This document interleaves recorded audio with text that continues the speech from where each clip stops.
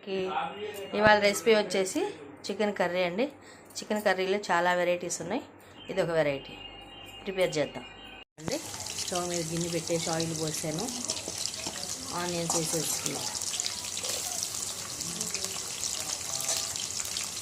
కొన్ని ఆనియన్స్ తాలింపులో వేసేసేయండి ఇట్లా నూనెలో. కొన్ని ఆనియన్స్ ఏమో గ్రేవీకి మిక్సీ పడదాం.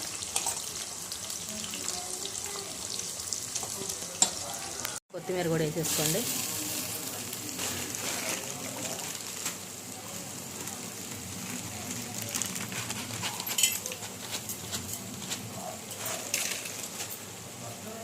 గళ్ళు ఉప్పు లెక్క తెలియదు కాబట్టి అందరికీ ఒక స్పూన్ సాల్ట్ వేసుకోండి.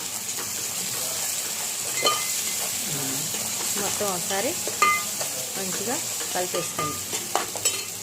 ఇప్పుడు ఈ చికెన్ అంతా ఇందులో వేసేసుకోండి.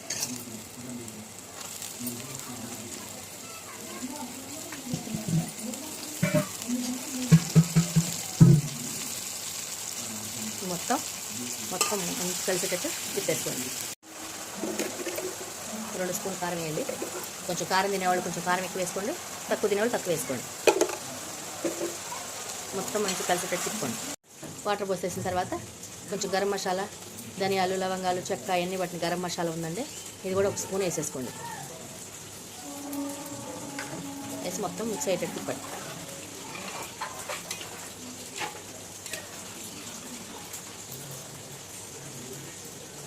ఇప్పుడు మంచిగా ఉడకనివ్వండి.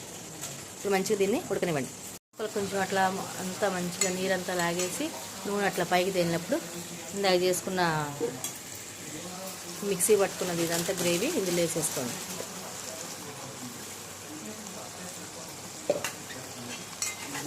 మంచి గ్రేవీ కింద వస్తుందండి. ఇట్లా మిక్సీ పట్టేసేసుకొని కూరలో వేసుకుంటే మంచి గ్రేవీ లాగా వస్తుందండి. నీళ్ళగా కాకుండా మంచి గ్రేవీ లాగా వస్తుంది. పచ్చివాసన అంతా పోయిందాక నూనెలో మంచిగా ఉడకనివ్వాలి. కారం నాకైతే చాలేదండి. ఉప్పు చూస్తే ఉప్పు సరిపోయింది. కారం 1 స్పూన్ వేసుకుంటున్నాను. మేము కొంచెం కారమే తింటామండి, అందుకని కారం వేస్తున్నాను. మీకు కావాలితే వేసుకోండి, లేదంటే లేదు. కర్రీ ఇట్లా రెడీ అయిపోయింది.